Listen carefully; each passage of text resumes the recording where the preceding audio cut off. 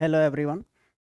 आज हम लोग देखेंगे नया चैप्टर, इतिहास का 6ठी सदी ईसा पूर्व के धार्मिक आंदोलन। देखेंगे हम लोग कि जैसे भारत में बुद्ध और महावीर जब यहाँ पे धार्मिक आंदोलन चला रहे थे, उसी टाइम भारत में एक और आदमी मखली गोसाल ये भी चला रहे थे। इसी क्रम में देखिएगा कि पूरा दुनिया में ये आंदोलन छिड़ा छिड़ा हुआ था। पूरा धार्मिक आंदोलन पूरा दुनिया में था। इसी क्रम में देखेंगे कि चीन में कन्फ्यूशियस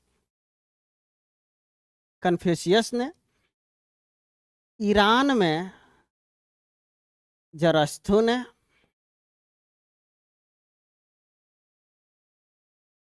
और यूनान में पाइथागोरस ने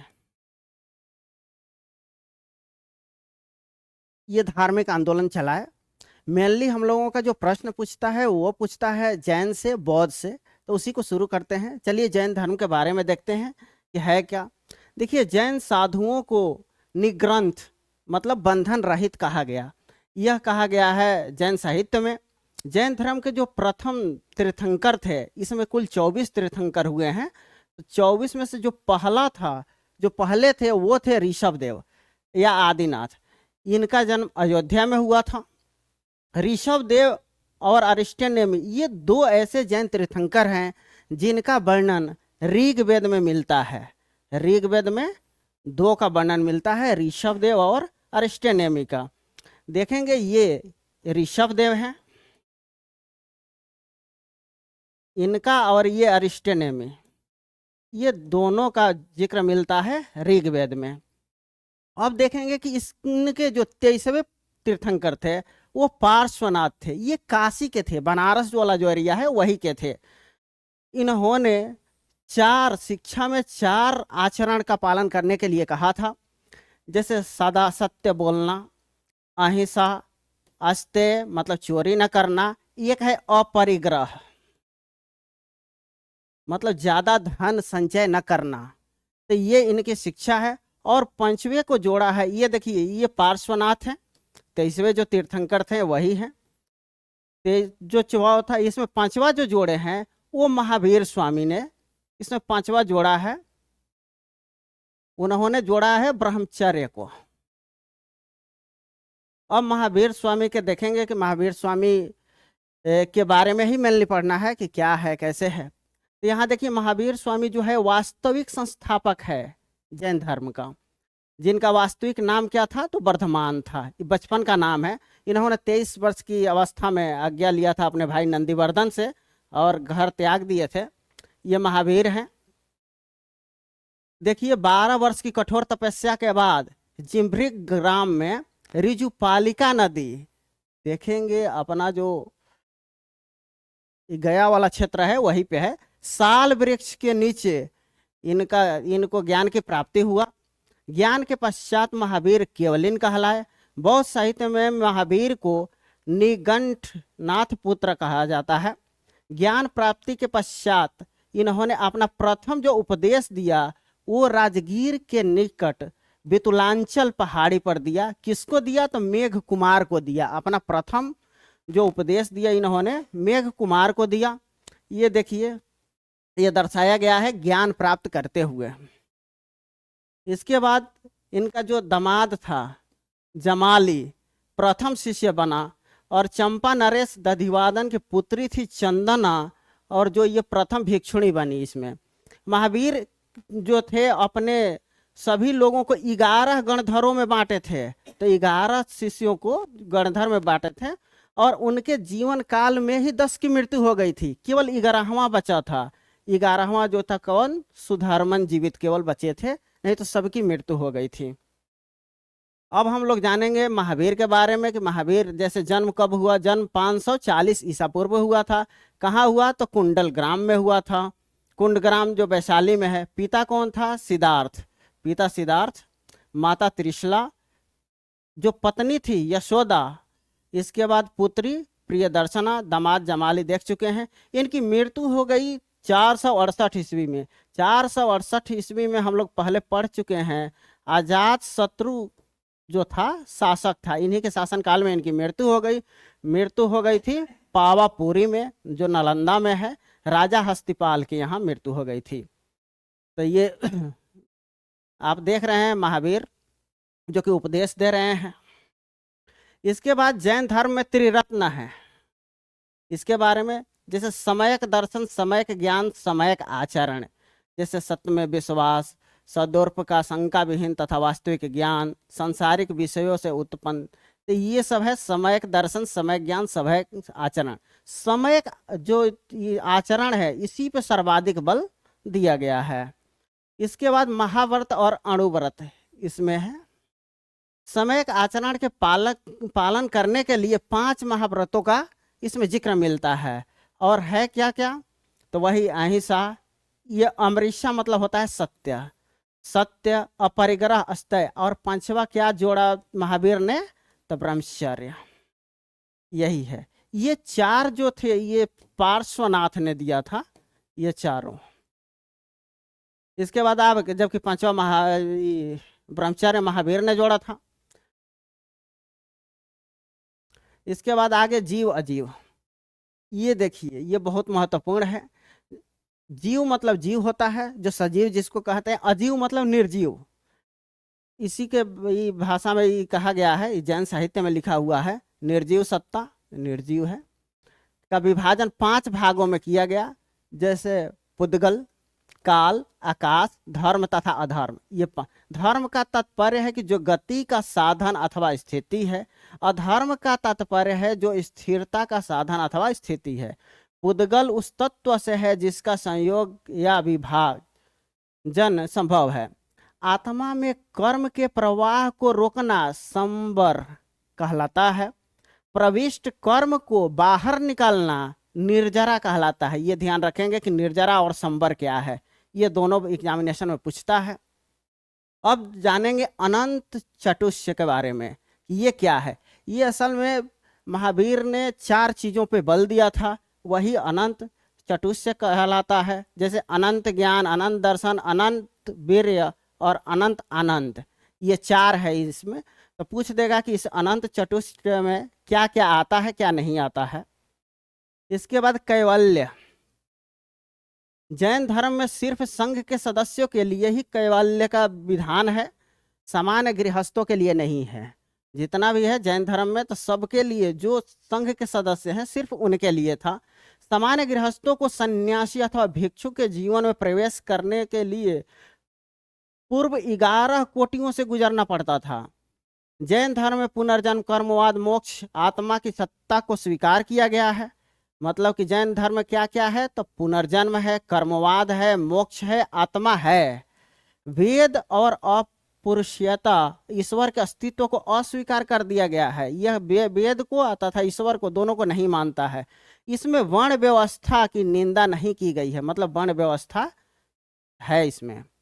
अब संलेखना, जैसे आप लोग जानते होंगे कि जैन धर्म के लोग संलेखना करते हैं। संलेखना में होता क्या है कि उपवास करके प्राण को त्याग देना, तो ऐसे ही प्राण को त्यागते हैं। तो संलेखना इसी में है, जैन धर्म से रिलेटेड है।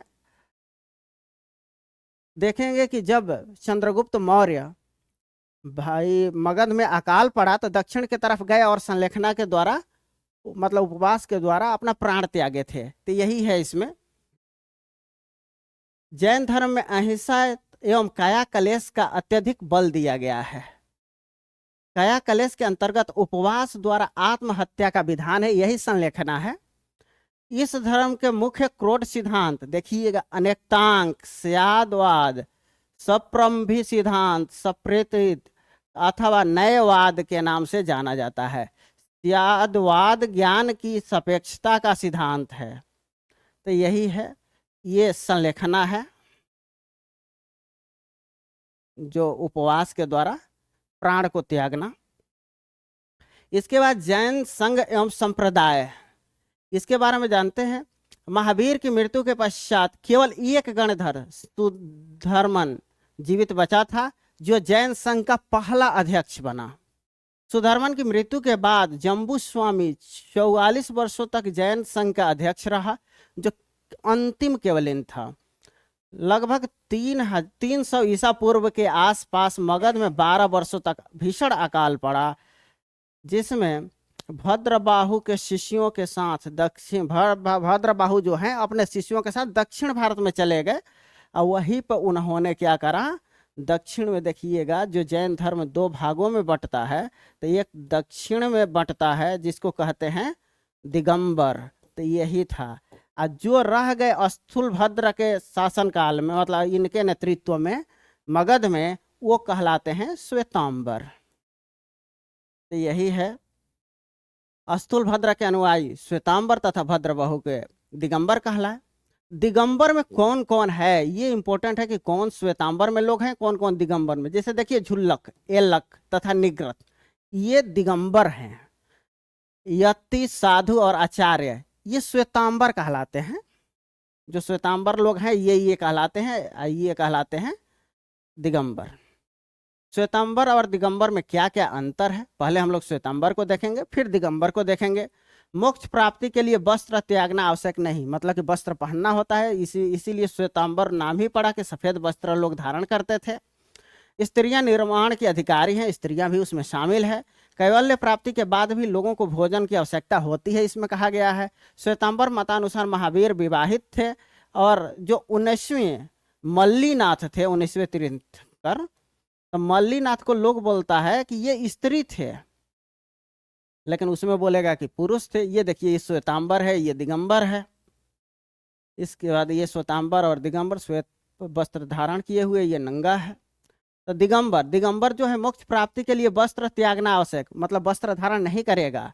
स्त्रियों निर्माण के अधिकारी नहीं है, मतलब निर्माण संभव नहीं है स्त्रियों का। कैवल्य प्राप्ति के बाद भोजन की आवश्यकता ही नहीं है, इसमें कहा गया है। दिगंबर मतानुसार जो है महावीर अविवाहित थे। और 19वीं जो मल्लीनाथ, अभी जो हम लोग देख रहे थे, मल्लीनाथ क्या थे, तो पुरुष थे। इसमें कहा गया है पुरुष, तो उसमें स्त्री। तो यही दोनों में अंतर है। आगे देखते हैं जैन धर्म का प्रचार प्रसार। महावीर के समकालीन बिंबिसार, चंडप्रदोत, अजातशत्रु, ओदायन, दधिवादन, चेटक जैसे धर्मानुयायी जो थे वही प्रसार किए थे। महापदम नंद भी जैनी थे, इनको भी जैन धर्म ये भी मानते थे। मौर्य शासक चंद्रगुप्त मौर्य और संप्रीति जैन धर्मानुयायी थे। संप्रीति ने जैन आचार्य सुहास्ती से शिक्षा ली थी। तो किससे ली थी संप्रीति ने? संप्रीति जो था, बौद्ध धर्म जब पढ़ेंगे तो बौद्ध धर्म में एक शासक हुआ था जिसका नाम संप्रीति था, तो सुहास्ती से शिक्षा लिया था। राष्ट्रकूट शासक अमोघ वर्ष जैन धर्म का अनुयायी था। गंग वर्ष के शासक जो राजमल चतुर्थ था, वह भी उसी का एक मंत्री था, चामुंड राय। इन्होंने 974 ईस्वी में श्रवण बेलगोला के पास एक मंदिर बनवाया, उसी में एक मूर्ति का निर्माण करवाया, और बाहुबली की मूर्ति थी वो। तो किसने करवाया? तो चामुंड राय ने। किस वंश का था? तो गंग वंश के। कब करवाया? 974 ईस्वी में। यही है गोमतेश्वर की मूर्ति। यहाँ पर प्रत्येक 12 वर्ष में एक बार महामस्तक का अभिषेक किया जाता है। चौहान शासक पृथ्वीराज ने जैन विद्वान अणोराजु धर्माघोष सूरी को आश्रय दिया था। तो पृथ्वीराज किसको दिया था? इसके बाद मोहम्मद बिन तुगलक भी जिनसेन सूरी को दिया था। अकबर ने भी हरिविजय सूरी को आश्रय दिया था। तो ये सब चीजें हैं। इसके बाद आगे देखते हैं जैन संगतियां कहाँ कहाँ हुई।